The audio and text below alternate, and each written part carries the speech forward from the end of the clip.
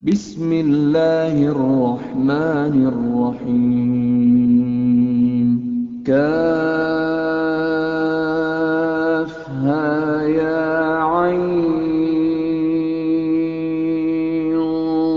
Shad. Qala Allah Ta'ala fil Qur'anil Karim wa huwa asdaqul qailin. A'udzu billahi as-sami'il 'alim minasyaitonir rajim. Ya ayyuhalladzina amanu taqullaha haqqa tuqatih wa la tamutunna illa wa antum muslimun.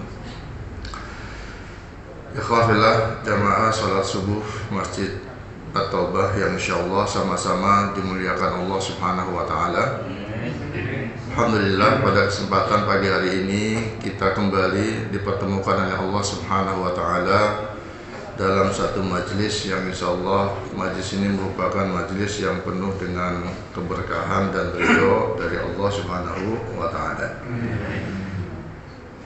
Dalam kesempatan pagi hari ini insyaallah kita akan membahas satu perkara yang saat ini sedang ramai pemberitaannya di media massa. Ya. 14 Oktober kemarin kita sama-sama melihat di televisi ataupun di media sosial yaitu terjadi penggerebekan ya salah satu perusahaan yang bernama PT ITN. Apa itu PT ITN? ITN itu singkatan dari Indo Nusa Teknologi ya, yang bergerak sebagai salah satu perusahaan yang bergerak di bidang peer-to-peer lending ya, atau yang menjadi penyelenggara salah satu produknya itu adalah pinjaman online ya. Ternyata PT ITN ini dia memiliki aplikasi pinjaman online itu sampai berjumlah 13 aplikasi.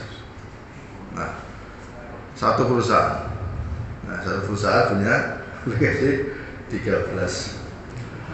Dari 13 aplikasi itu ya, yang berizin hanya 3.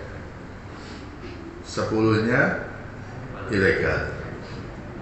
Ya, 10-nya ilegal. Nah, salah satu korban yang sempat kemarin mendatangi secara langsung di saat penggerebekan itu adalah seorang bapak yang anaknya di tahun 2019 ya, tahun 2019 itu melakukan peminjaman online dengan nilai hanya sekitar 2,5 juta. 2,5 juta tahun 2019. Nah, di tahun 2021 ini jumlah yang harus dibayar, tahu berapa jumlahnya, Pak? Enggak sampai miliar. Nah, mungkin miliaran atau segitu. Berapa? Sekitar di atas 100 juta, Pak. Dari 2,5 juta.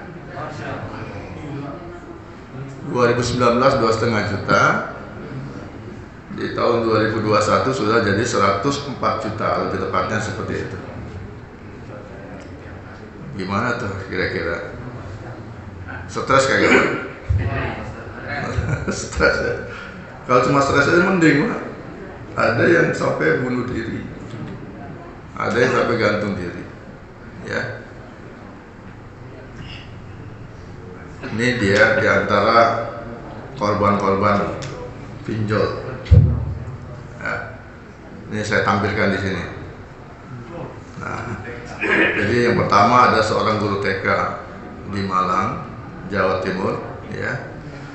Nah, dia juga sama, pernah terjerat ya pinjol ilegal. Bahkan dia harus kehilangan pekerjaan lantaran terjerat pinjol sampai dengan nilai 40 juta. 40 juta itu dari 24 aplikasi, nggak berasa ya. Jadi memang begitu Pak, orang-orang yang sudah masuk dalam jeratan pinjol itu biasanya dia tidak cukup hanya menggunakan satu aplikasi pinjol ya, biasanya banyak. Kalau udah satu ditagih gak punya duit gitu ya, mau bayar bingung, akhirnya pakai aplikasi pinjol yang lain, terus begitu. Nah, model semacam inilah yang menyebabkan orang yang awalnya minjam duit cuma 2 juta itu bisa tagihan sampai ratusan juta ya. Ya ini seperti yang contoh guru TK Malang ini, awalnya dia cuma minjam berapa? 500.000 ya. Dari 5 aplikasi dia pinjam 500 total berapa? 2,5 ya. Tapi sampai akhirnya dia mencapai 40 juta hanya dalam beberapa bulan saja ini kejadiannya, karena ini baru ini ya. Kemudian yang kedua, ada seorang guru honorer di Semarang. Ini juga sama, guru honorer top TK juga sama. Gara-gara apa? Ya pinjaman online yang nilainya hanya 3,7 juta. Sekarang kan guru TK itu punya kewajiban Pak ya, punya kewajiban untuk menyelesaikan S1. Jadi kalau seandainya dia nggak sampai S1, maka kedudukannya sebagai guru TK itu terancam ya. Makanya dibela-belain tuh guru TK yang gajinya cuma 300.000 sebulan. Betul kagak? Gimana Bu Ari? Betul kagak Bu Ari? Berapa? 300 sampai 400 ya, dipaksa untuk menjadi S1 sarjana ya. Lagi mana duitnya, dari mana? Buat makan aja kagak cukup gitu kan, buat makan aja nggak cukup dipaksa suruh kuliah lagi S1 ya. Nah, ini yang akibatnya banyak di antara guru TK yang masuk dalam perangkap jembatan backman ini ya, masuk pinjaman online ya, dapatlah dia pinjaman ya. Nah, yang pada akhirnya itu ya dalam waktu sekian bulan saja dia harus membayar hingga 206 juta Pak. 206 juta ya.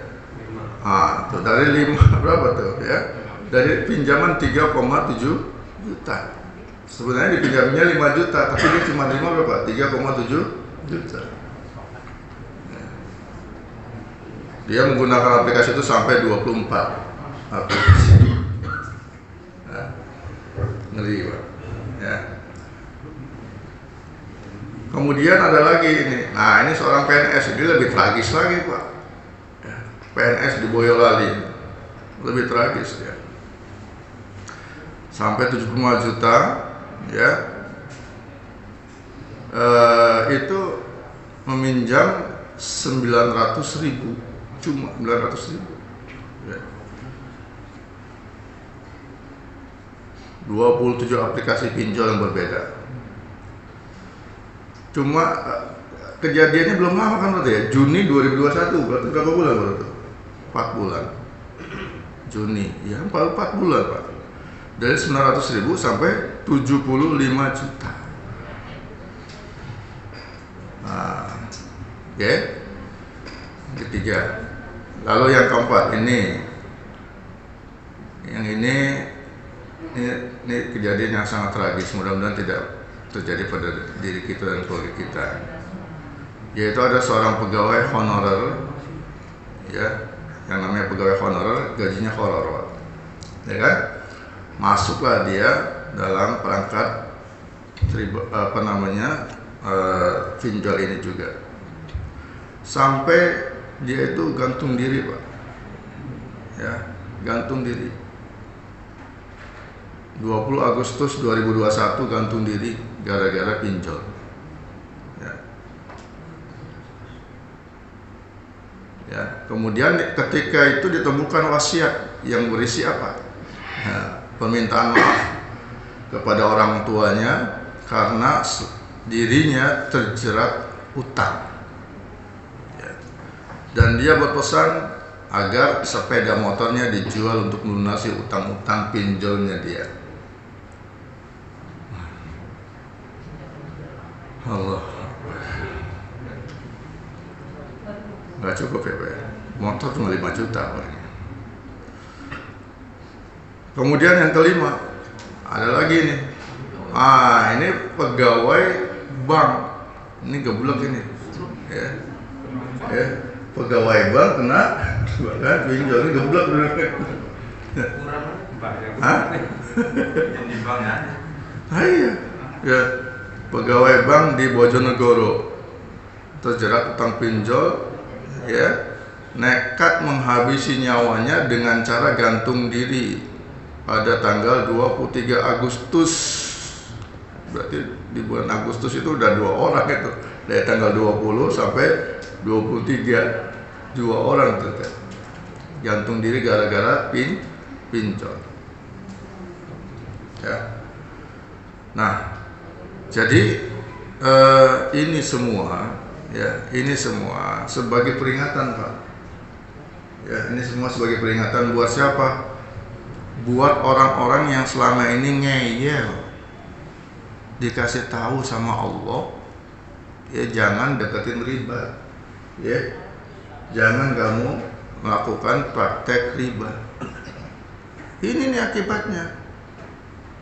Allah Subhanahu wa taala mengingatkan kepada kita, wa man a'rada an dzikri fa inna lahu ma'isyatan donka wa nahsuru yaumal qiyamatil a'ma. Tuh. Ya, Allah sudah mengingatkan kita, ya, siapa-siapa orang yang berpaling dari peringatanku, ya, yang berpaling dari peringatanku, maka dijamin, dipastikan hidupnya akan susah. Ya, oke, hidupnya akan susah. Ya, ini kayak pelaku pinjol ini, ya, membuat hidupnya menjadi pada benjol gitu ya. Gara-gara melakukan transaksi pinjol, hidupnya jadi pada benjol. Ya. Baik. Dijamin, Pak. Orang-orang yang berpaling dari peringatan Allah, maka dijamin hidupnya pasti akan susah.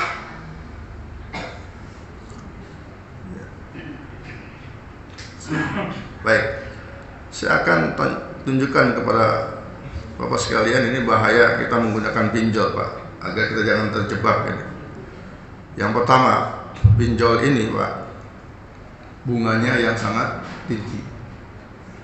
Bunganya yang sangat tinggi. Ya, berapa kira-kira bunganya? Itu per hari dendanya bisa 50.000. Dendanya.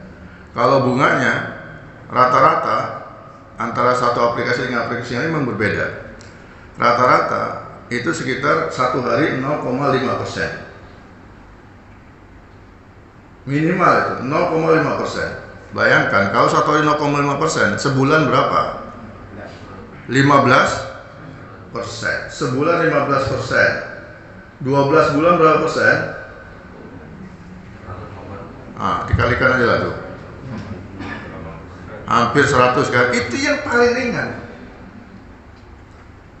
Yang paling ringan. Ya. Beberapa waktu yang lalu seorang teman baik saya waktu SMP datang ke rumah. Dia niat pinjam uang ke saya. Sir, aneh lagi kesusahan nih. Kenapa? pinjam duit ke ente, ya. Ente mau pinjam duit berapa? Ya, agak banyak jumlahnya, berapa? 80 juta, Masya Allah. 80 juta. Ya. Karena dia tahu saya suka ngereditin barang, gitu ya. Kalau dipikir saya duitnya banyak kali, amin gitu kan. Nah, saya mah aminin aja deh. Ya. 80 juta.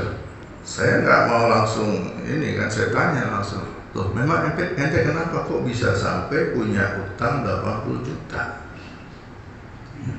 Dia teman saya ini, dia punya usaha, yaitu usaha isi ulang voucher handphone. Jadi ada beberapa provider itu, ya dia punya.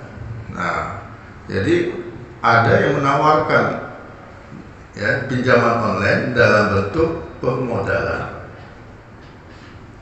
Ya, kan harus ada deposito Pak ya, ada deposito. Kalau mau jadi pengusaha ini kan hasilnya harus deposito. Nah, jadi dia menyiapkan deposito satu hari itu 1,5 juta. Satu hari 1,5 juta. Ya.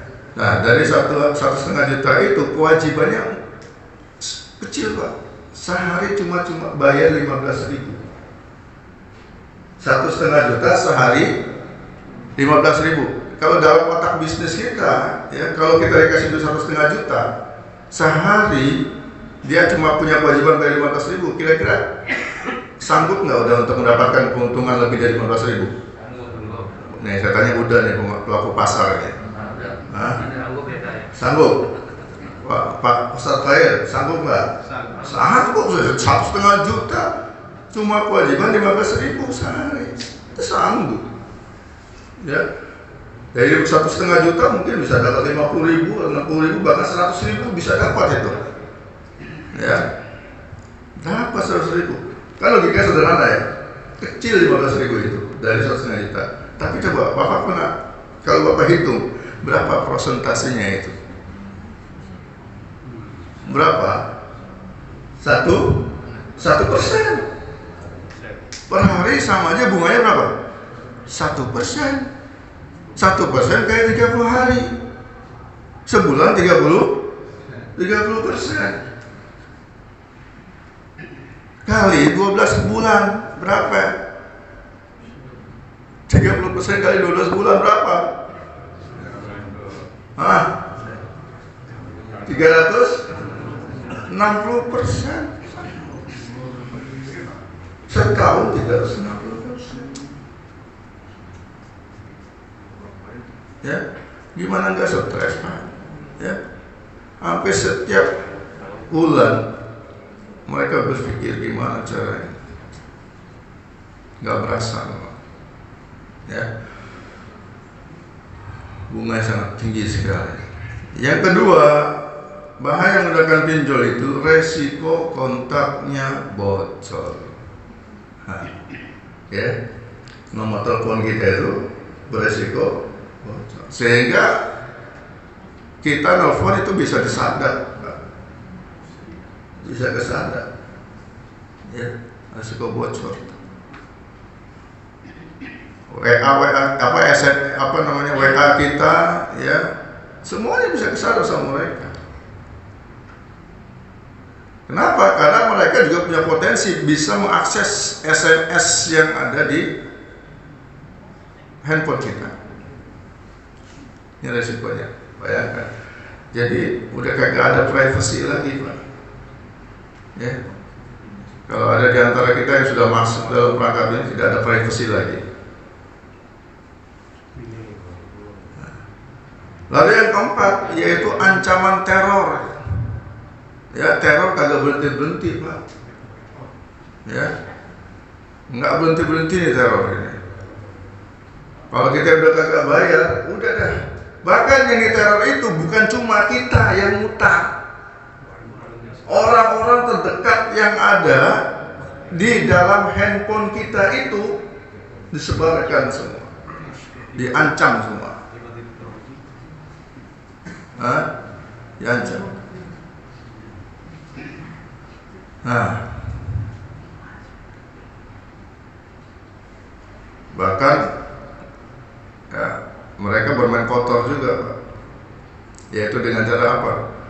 Ada foto kalau seorang perempuan itu ya, itu fotonya diedit, kemudian seolah-olah dia tidak berbusana sama sekali. Ya, dia ancam, kalau kamu tidak bayar, maka foto kamu ini akan saya sebarkan. Gampang kan Pak ngedit foto ya? Yang penting sudah ada nampak. Kan waktu dia minjam itu kan tinggal nampakin foto diri kan gitu. Foto langsung dikirim, dapat pinjaman. Nah itu foto-foto semacam itu disalahgunakan. Ya. Yang kelima, resiko ponselnya disadap, ini udah jelas tadi. Ya, disadap. Ya, pembicaraan, ya, WA, Messenger, semuanya disadap. Ya. Lalu yang keenam, ancaman denda harian yang sangat tinggi. Ya. Tadi yang saya katakan, dendanya itu per hari itu bisa mencapai 50.000 satu hari, Pak. Minjem 2 juta, dendanya per hari 50.000. Kalau telat satu hari. Bayangkan? Jadi kenapa tadi dari orang yang punya 2,5 bisa sampai 100 juta ini? 2 juta satu hari 50.000. 50.000 dikali 360 hari, setahun berapa tuh? Bayang kagak? Ya, itu enggak tuh, itu berapa Profesor? 50.000 kali 360 hari berapa? Hah?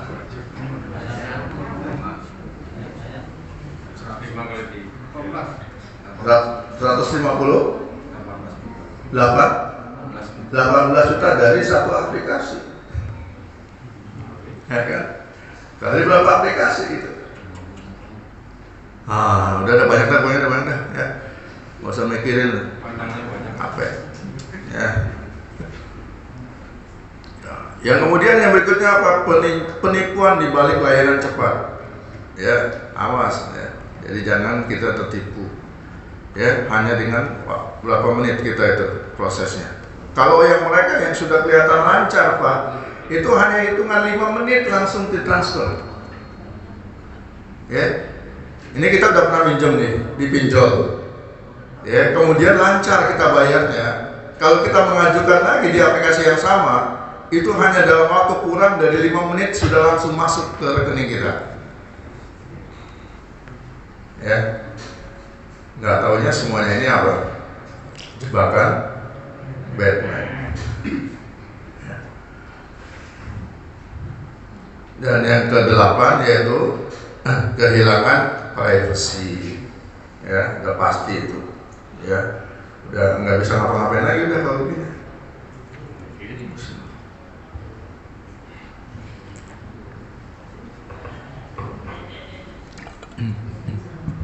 Baik, kita lanjutkan. Nah, oleh karena itu, kalau kita sudah tahu tentang bahaya pinjol sendiri, maka sekarang kita lihat bagaimana tinjauan syariahnya. Ya, tinjauan syariahnya seperti apa? Pertama, kita awali dulu dengan membaca Al-Quran surat Al-Baqarah ayat yang ke 278 dan 279. Ya. A'udzubillahi minasyaitonirrajim. Ya ayyuhalladzina amanu taqullaha wa dharu ma baqiya minar riba in kuntum mu'minin. Fa in lam taf'alu fa'zanu biharbin minallahi wa rasulih. Wa in tubtum falakum ru'usu amwalikum la tazlimuna wa la tuzlamun. Ya. Di dalam ayat ini Allah mengingatkan kepada kita, wahai orang-orang yang beriman, bertakwalah kamu kepada Allah, takutlah kamu kepada Allah. Dengan cara apa? Untuk membuktikan takut kita kepada Allah itu, wazaru ma baqiya minar riba in kuntum mu'minin. Ya, dengan cara tinggalkan sisa-sisa riba. Ya. yang belum sempat kamu pungut, kamu sudah praktek riba, kamu belum sempat pungut, tinggalkan sisa-sisa riba itu. In kuntum mu'minin, kalau kamu benar-benar orang yang beriman, tinggalkan. Ya. Ada seseorang meminjamkan uang pada temannya, ya, sebesar 1 juta. Kemudian dia bilang ke temannya, nanti tolong kamu kembalikan 1.200.000 dalam waktu 6 bulan. Dia ngomong kayak gini sebelum dapat tausiah tentang bahaya riba. Setelah dia tahu, mendapatkan pencerahan tentang bahaya riba, maka dia harus tinggalkan sisa yang 200.000-nya itu. Ya, sisa-sisa riba. Karena yang 200.000 itu riba. Ya, minjemin duit 1 juta, ya, minta dikembalikan 1.200.000. Sisa-sisa yang 200-nya itu merupakan sisa-sisa riba. Tinggalkan semua. Ya. Kemudian fa'ilam taf'alu, kalau kamu tidak mampu untuk meninggalkan transaksi riba tersebut, fa'zanu biharbim minallahi wa rasulih, maka sesungguhnya kamu sudah mengizinkan Allah dan Rasulnya memerangi diri kamu. Ya, jadi orang yang makan riba atau orang yang mempraktekkan transaksi riba, ini hakikatnya adalah orang yang sombong, karena dia berani nantang Allah. Ya, berani nantang Allah, memerangi Allah. Ya. Ini kok. Tapi sebaliknya, wa in tubtum, kalau kamu taubat, ya, kamu taubat, falakum ru'usu amwalikum, maka bagi kamu hanya pokok yang kamu pinjamkan saja. Tadi 1 juta, ya, dia pinjamkan kepada orang lain dan dia minta supaya dikembalikan dengan nilai 1.200.000. Ya, kalau seandainya kamu tobat tahu itu salah, maka kamu nggak boleh mengambil seperak pun dari duit yang lebih dari 1 juta. Aduh, saya tobat deh, salah ya, 1.200.000 itu salah. Udah gini aja deh, nanti kamu balikin nggak usah 1.200.000, ya, cukup 1.100.000 perak. Tambahin 1.000 perak. Riba bukan ini? Termasuk sih. Karena perintah Allah jelas, ya. Kalau kamu tobat, hak kita itu hanya ru'usu amwalikum. Ya, hanya sebatas pokok dari yang kita pinjamkan. Ya. Nah, nanti kita akan lihat tentang pinjol ini. Ya, tentang pinjol ini, apakah dia termasuk dalam kategori riba atau tidak, dengan mempelajari kaidah-kaidah riba. Ya, kita pelajari kaidah riba. Namun sebelum ke sana, saya ingin ingatkan kepada saudara sekalian, ya. Kalau selama ini yang di framing oleh media sosial ataupun media massa, baik televisi, cetak dan sebagainya, itu yang di framing adalah bahwa seolah-olah yang salah itu adalah pinjol ilegal. Betul? Ya kan? Jadi polisi, aparat pemerintahan seolah-olah yang disalahkan ini siapa? Pinjol ilegal. Karena mereka yang sedang dicari. Ya, setiap ada penggerebekan perusahaan-perusahaan yang menyelenggarakan pinjaman online ini, itu selalu yang di-framing apa? Dari sekian puluh aplikasi yang dibuka, yang terdaftar hanya 2, selebihnya ilegal. Jadi itu yang dibesarkan ilegal. Ya, kalau buat saya sih nggak salah. Ya, kenapa? Karena yang ngomong itu siapa? Penyelenggara negara. Tapi kalau yang ngomongnya ulama, saya salahkan. Kalau yang ngomong penyelenggara negara, buat mereka itu yang penting apa? Legalitas, kan gitu ya. Kalau yang tidak legal atau ilegal, maka ini yang diburu. Tapi kalau dia legal, maka dia aman. Ya, contoh kayak ini aja deh. Ya, penjualan miras. Ada penjual miras legal dan ada yang ilegal. Yang dikejar-kejar penjual miras yang mana? Ilegal. Yang legal dikejar kagak? Kagak. Terus memang kalau yang kagak dikejar-kejar atau yang legal itu kita boleh minum miras? Hah? Boleh? Enggak. Ya sama ini juga dengan pinjol. Yang dikejar-kejar selama ini pinjol ilegal. Seolah-olah pinjol legal sah, boleh. Hati-hati. Ya, hati-hati. Nah, awas ya, jangan sampai kita masuk dalam framing media. Ya, seolah-olah kita ini yang pinjol ilegal yang salah, kalau yang legal benar. Nah, oleh karena itu sekarang kita lihat ya, di mana letak kesalahan pinjol secara umum itu sendiri. Kita lihat.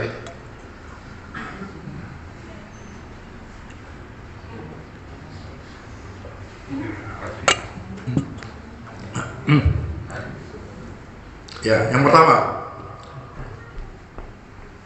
maka untuk bisa memahami ini ya harus kita tahu ya kaidah-kaidah seputar riba agar kita tidak masuk dalam perangkap riba. Nah, ini kaidah yang pertama. Kita lihat. Ada kaidah fikih yang berhubungan dengan transaksi riba ini, yaitu kullu qardin darra manfaatan fahuwa riba. Nah, ini adalah kaidah yang sangat-sangat sering kita dengar. Ya. Yaitu semua utang yang menghasilkan manfaat atau keuntungan bagi yang memberikan pinjaman, yang memberikan utang, maka manfaat atau keuntungan itu sama dengan riba. Oke? Pinjol masuk nggak ini? Masuk kategori ini? Masuk banget itu, ya kan? Masuk banget, ya, udah pasti itu.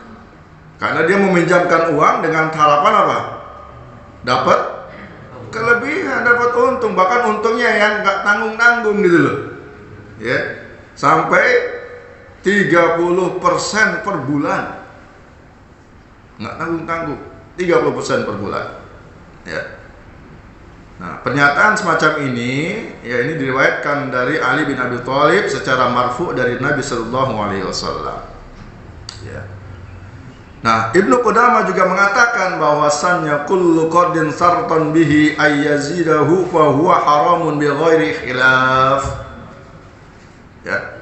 Semua utang yang mempersyaratkan harus dilebihkan pelunasannya, maka hukumnya haram tanpa ada perbedaan ulama sedikit pun. Jelas ini? Jelas ya? Hati-hati. Kenapa kok nggak boleh kita ngutangin itu dapat keuntungan? Kenapa? Karena yang namanya ngutangin itu, Pak, akad dasarnya itu adalah tabarruat. Tabarruat itu artinya apa? Kebajikan. Ya. Yaitu kita berbuat baik, tujuannya itu untuk menolong orang, itu dasarnya. Bapak minjemin duit ke saya itu karena Bapak merasa kasihan dengan saya. Ada kebutuhan saya yang tidak terpenuhi gara-gara kalau tidak ada pinjaman. Kasih utang. Jadi tujuan Bapak itu baik. Ngutangin ke saya itu adalah untuk menolong saya. Bayangkan kalau ada orang yang menolong seseorang, tapi kemudian dia meminta ada kelebihan untuk yang dibayar, itu menjadi beban atau tidak? Jadi beban. Sesuai nggak dengan makosid daripada orang ngutangin itu sendiri? Tujuan daripada orang ngutangin itu sendiri? Nggak sesuai. Kita mau nolong orang kok justru malah enteng ngebebanin orang ini tolong. Ya, nggak sesuai ini.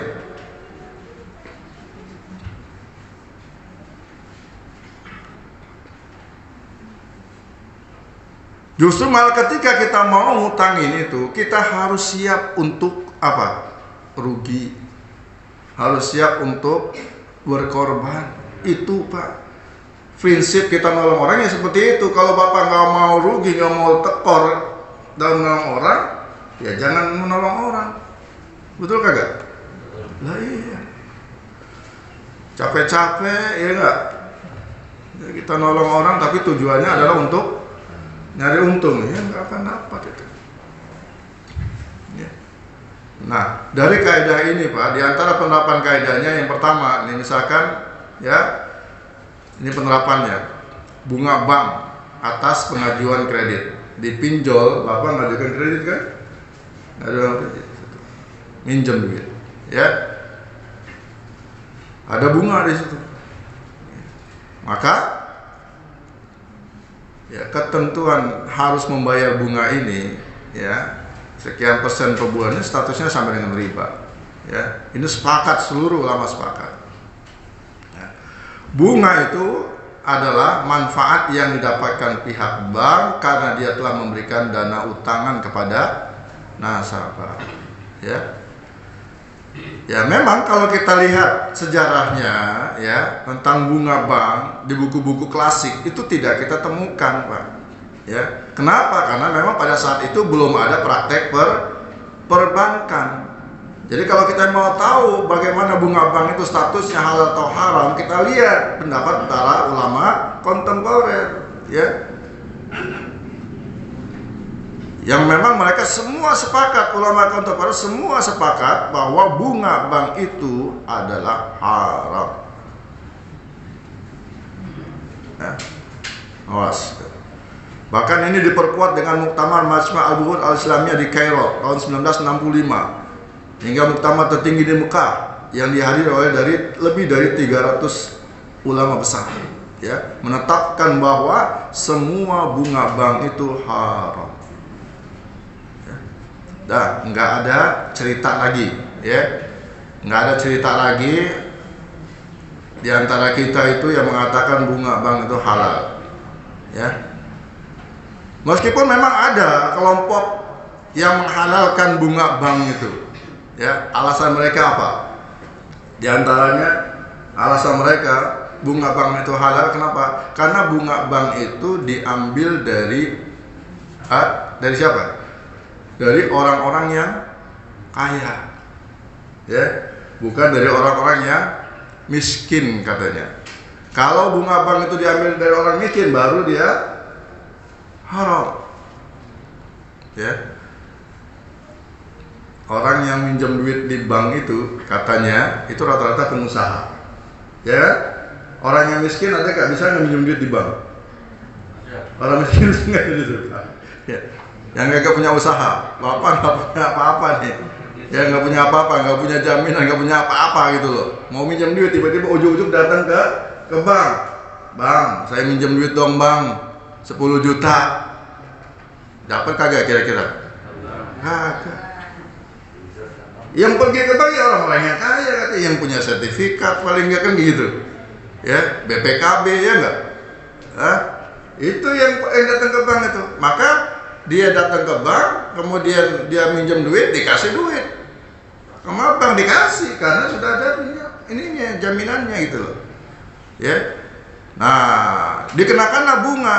Jadi bank itu menarik bunga dari orang yang minjam. Nah, ini bunga yang kayak begini ini halal katanya begitu. Halal. Karena ditarik dari orang yang kaya. Dari orang yang kaya. Nah, kemudian yang kedua apa? Mereka beralasan bahwasannya bunga yang ditarik itu bukanlah bunga yang nilainya besar, ya. Jadi hanya beberapa persen saja katanya. Apalagi kalau kita di kur, ya, apa kredit usaha rakyat ya, di BRI itu bunganya berapa Pak? Sampai 1% sebulan? 1 bulan Pak?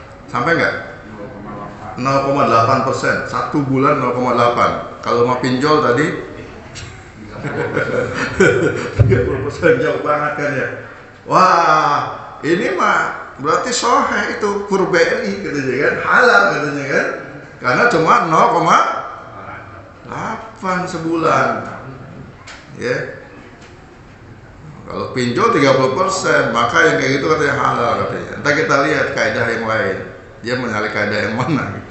Ya. Ada nanti ketemu dengan kaidah yang ketiga. Ya. Baik.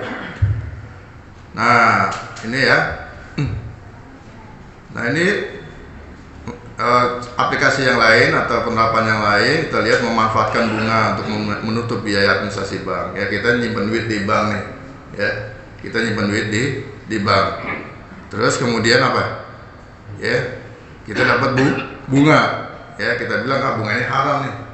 Ya, kita bilang bunga ini haram. Saya nggak mau ngambil.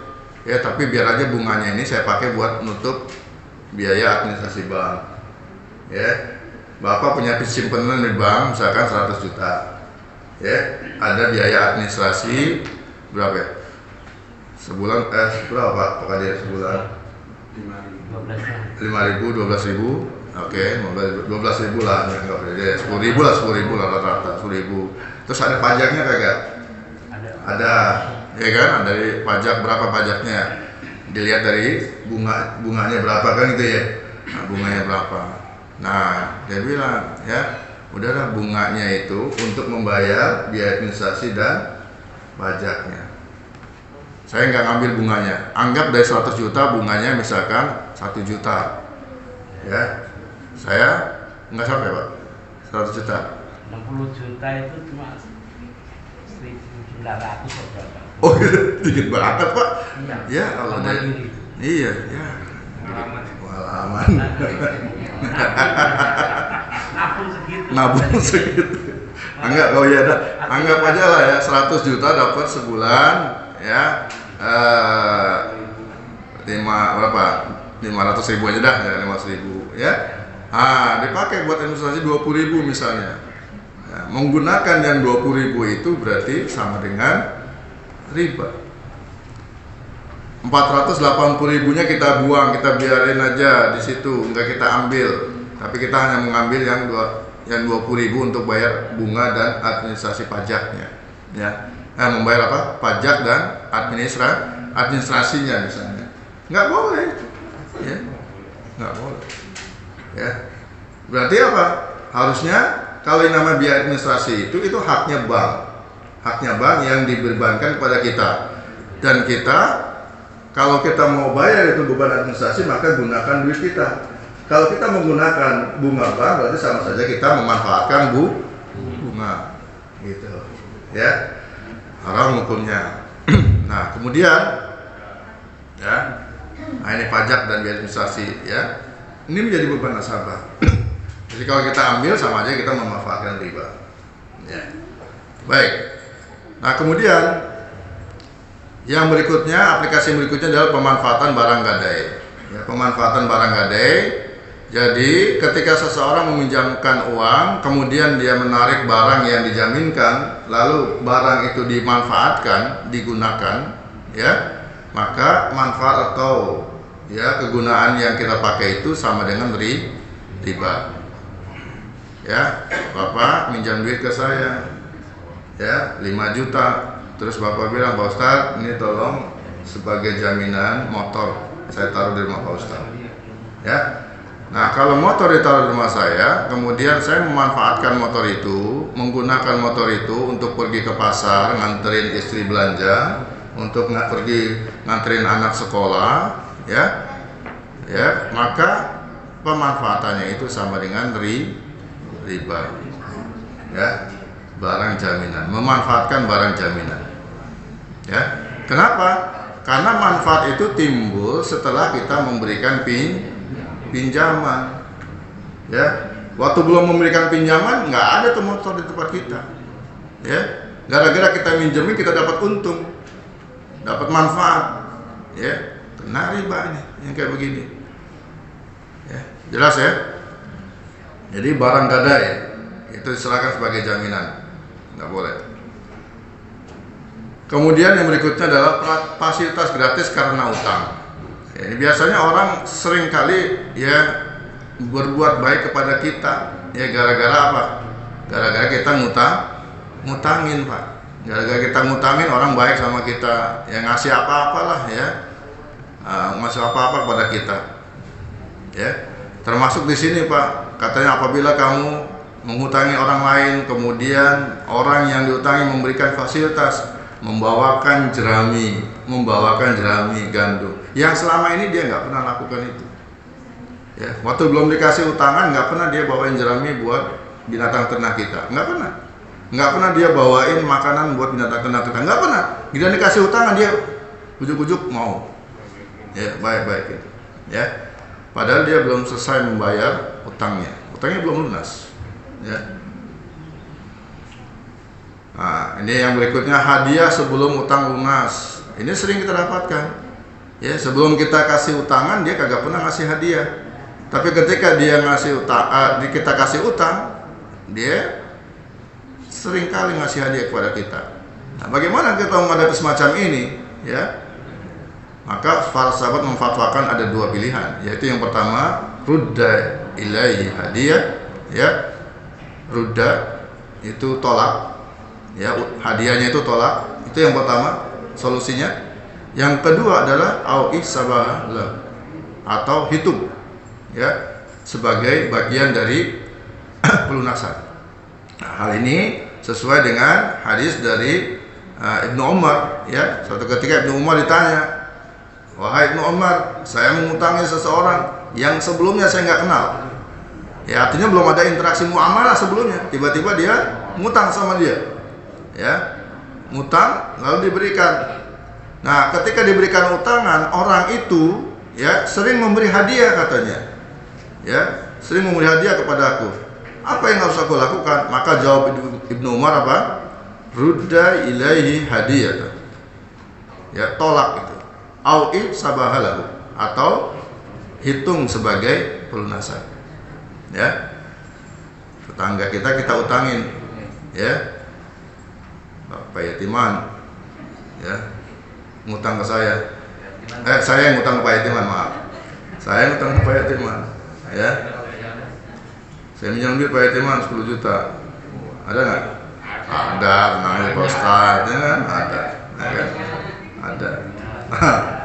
Terus, oke, saya dapat duit dari Pak Yatiman, ya. Saya belum lunas utangnya, ya. Mangga saya panen, ya kan? Nah, mangga saya panen, saya kasih Pak Yatiman, nih Pak Yatiman, mangga dari saya. Padahal sebelum panen, dulu waktu panen nggak pernah saya ngasih hadiah ke Pak Yatiman, nggak pernah. Gara-gara saya dikasih utangan 10 juta dari Pak Yatiman, itu kalau mangga saya panen saya kirimin 1 kilo, ya, 1 kilo. Pak Yatiman ini boleh menolak Pak, rudda ilaihi hadiah. Oh Pak Ustadz jangan, itu riba. Wah, tegas, saya nggak tegas. Pak Ustadz jangan, itu riba ini Pak Ustadz, ya. 2 kilo, Ya, 2 kilo kan riba.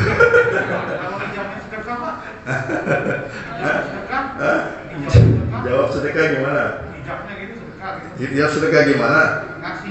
Oh, sebagai sedekah. Sebelumnya dia pernah ngasih. Ya, nggak boro-boro kan, hanya. Atau kamu nggak enak nih, kamu tadi ditolak sih Pak Ustadz, ya. Udah gini aja, ya udah nggak apa-apa Ustadz, saya terima. Tapi Pak Yatiman langsung berpikir, ya, 1 kilo mangga itu harganya berapa ya kira-kira? Gitu. Oh, 1 kilo mangga ya harganya kurang lebih, kalau mangga saya itu mangga yang bagus Pak, ya. Kelasnya 50.000 itu per kilo tuh. Oh, tipis banget Pak, ploknya tipis banget, mahal itu. Ntar kirim dong. Ya, tipis 50.000, ya.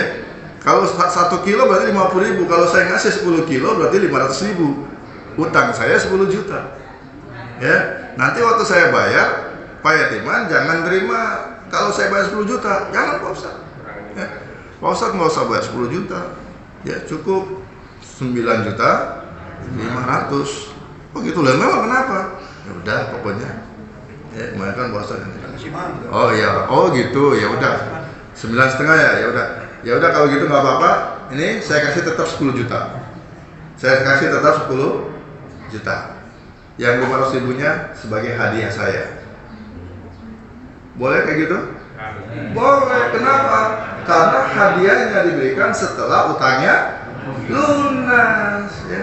Yang masalahnya apa? Hadiah sebelum utang lunas. Ya, ya. Salah lagi. Ya, jelas ya. Baik. Nah, karena sudah waktu syuruk, kaidah yang kedua belum saya saksikan. Sambung pada pertemuan yang akan datang. Ya, waktunya sudah selesai syuruk. Sudah masuk syuruk. Soal nanti kita. Iya, pertanyaan boleh. Ya. Materi saya enggak boleh. Gimana? Ayat Iman dan Ustadz kan terjadi ada utama. Tapi sebelumnya, ketika Pak Ustadz panen, selalu ngirim Pak Yatiman. Kalau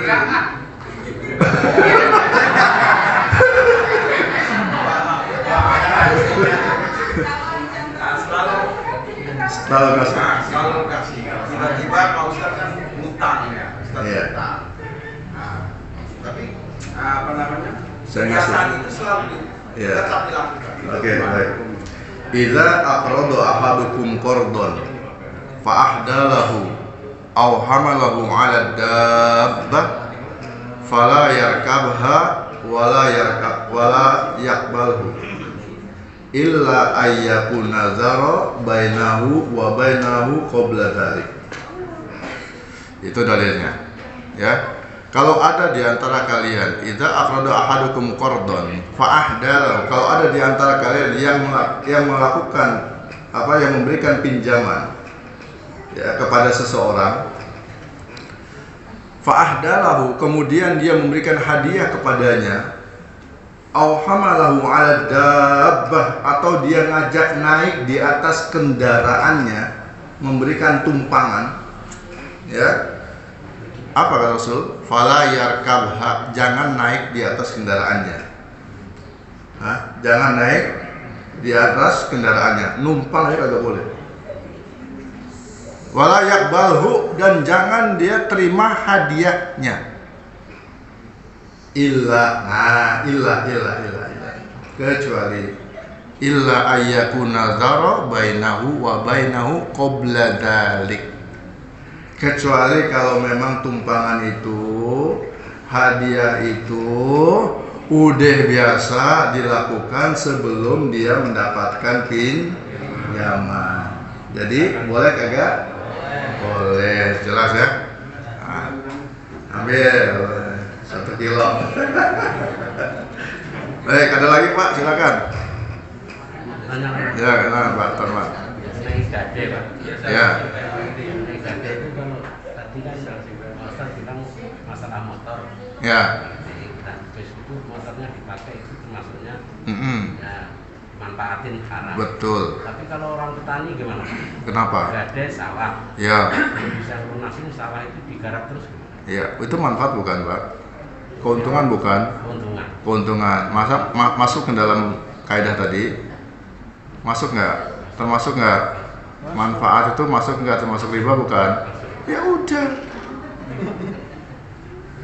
riba Pak. Ya, Bapak punya sawah, ya kan? Punya sawah, digadein sawahnya, ya, belum bisa bayar, maka seluruh panennya itu menjadi milik si yang ngutangin misalnya, ya nggak? Yang menerima gade. Itu namanya manfaat yang didapat gara-gara dia ngutangin Pak. Kalau dia nggak ngutangin dapat kagak? Nggak dapat. Ya, gara-gara dia ngutangin maka dia dapat keuntungan hasil panen dari sawah tersebut. Ya. Nah, itu memang sudah tradisi yang terjadi di tengah-tengah masyarakat desa ya, seperti itu umumnya. Tapi ini harus berantas. Solusinya bagaimana supaya kagak jadi riba, gitu kan? Gimana solusinya? Ya udah, solusinya kita sewakan. Pakai akad ijarah, akad sewa. Ini saya punya sawah, saya sewakan, manfaatnya kepada bapak, ya kan? Saya sewakan. Oh ya, dapat kan? Kalau sewa kan dia boleh kan menyewakan tanah sawah untuk digarap, boleh, ya. Jelas ya? Ya. Baik, ibu-ibu ada bu? Bu nanya bu? Takut tahu ini ya, takut tahu salah gitu ya. Oh gitu. Baik, kalau memang tidak ada lagi ya, kita cukupkan. Saya yakin banyak pertanyaan, cuma Anda khawatir ya, malu-malu ya. Kalau malu untuk bertanya secara langsung di forum karena kasusnya pribadi, silakan nanti japri. Hubungi nomor 0817 490 8500 ya. Gratis, tis ya. Itu nomor pinjol. Bukan nomor pinjol. Nggak kena jaringan pinjol ya. Pinjol syariah. Ya. Baik, mari kita sama-sama tutup dengan membaca hamdalah, alhamdulillahirobbilalamin, dan kita akhiri dengan doa kafaratul majlis. Subhanakallahumma wa bihamdika, asyhadu an la ilaha illa anta, astaghfiruka wa atubu ilaik. Assalamualaikum warahmatullahi wabarakatuh.